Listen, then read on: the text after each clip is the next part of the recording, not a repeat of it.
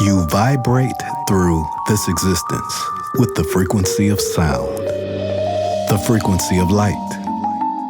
At the end of light, there is darkness. In the void, there is a dimension of mind. You're moving into a space of secret realities, of hidden dimensions of people and of places. You've just entered the forbidden timeline.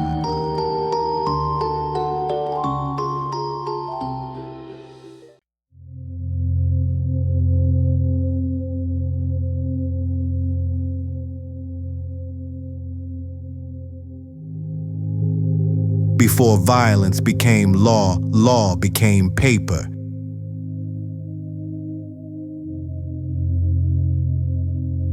Before identity became cultural, it became administrative.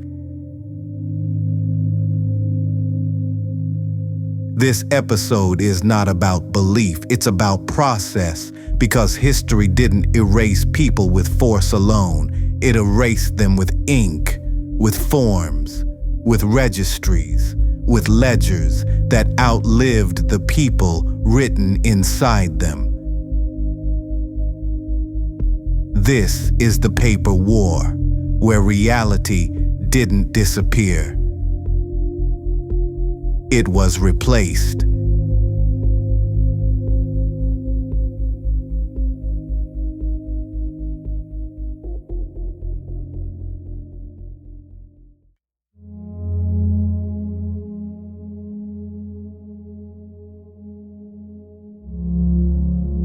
In the earliest years of colonial America, identity was unstable, not undefined, unstable.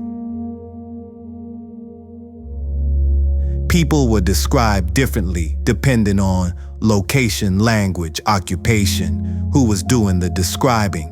There was no single authority controlling classification. Race, as we understand it now, did not yet exist as a fixed system. What existed instead were descriptors, imprecise, local, contradictory. But governments do not function well in ambiguity.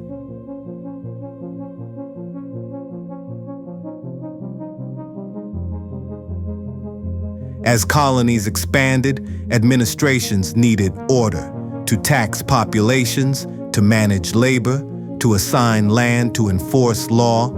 Order requires categories. So descriptors hardened into classifications, not because they were accurate, but because they were usable.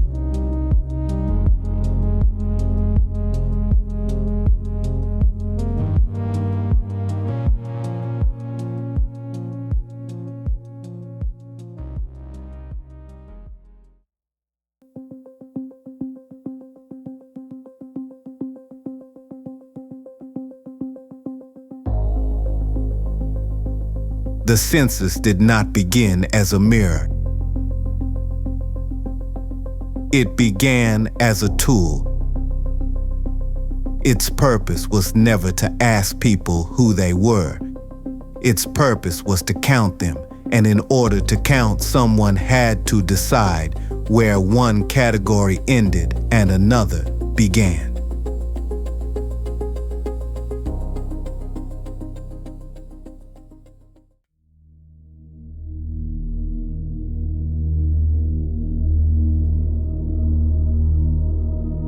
And often without consistency, they assigned identity based on appearance, reputation, assumption.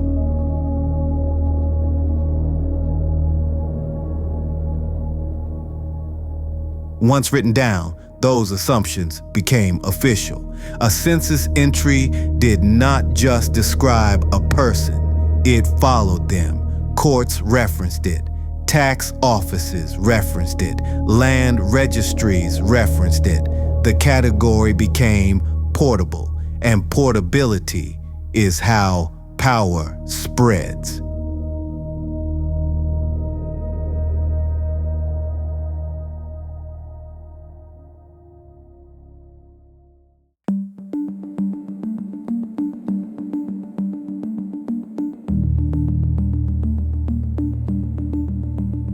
As legal systems matured, paperwork gained authority over memory.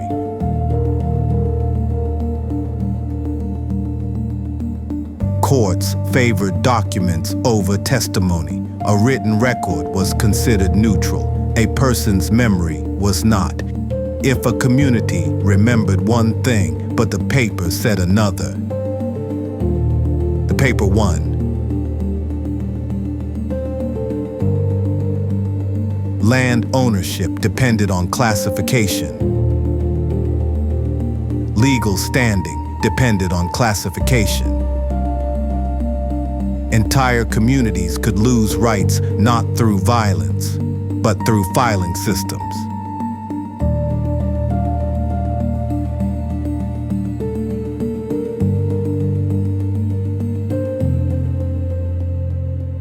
Once a record existed, it was copied. Once copied, it became precedent. And precedent is how temporary decisions become permanent reality.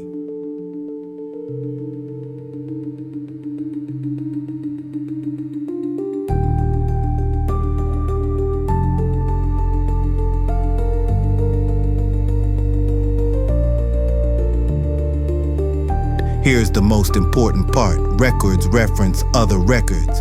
A census references a previous census. A court ruling references a prior filing. A registry confirms itself. The system does not correct itself. It compounds. Errors do not disappear, they reproduce. Over generations, identity hardens, not because it was proven, but because it was repeated.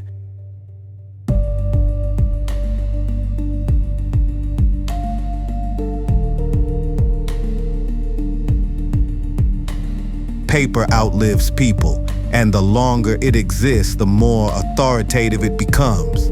At some point, the system no longer remembers why a decision was made. It only remembers that it was.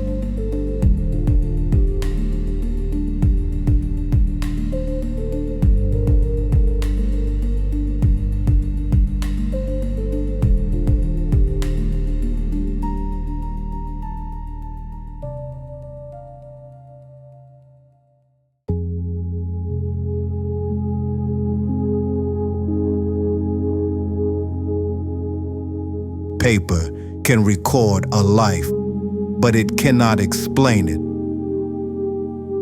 It cannot capture memory. It cannot contain culture. It cannot account for what never fit the form. Yet once the paper exists, it becomes history's voice, and history listens to itself. When the record replaces reality, memory has only one place left to live: outside the system. That is where the next episode begins.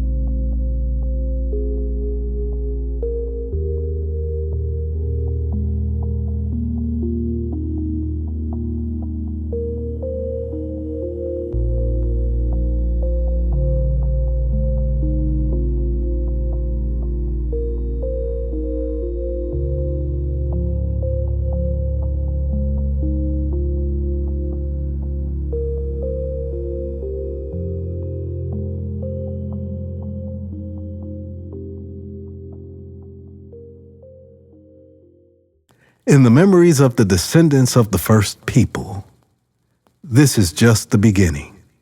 Welcome to the Forbidden Timeline.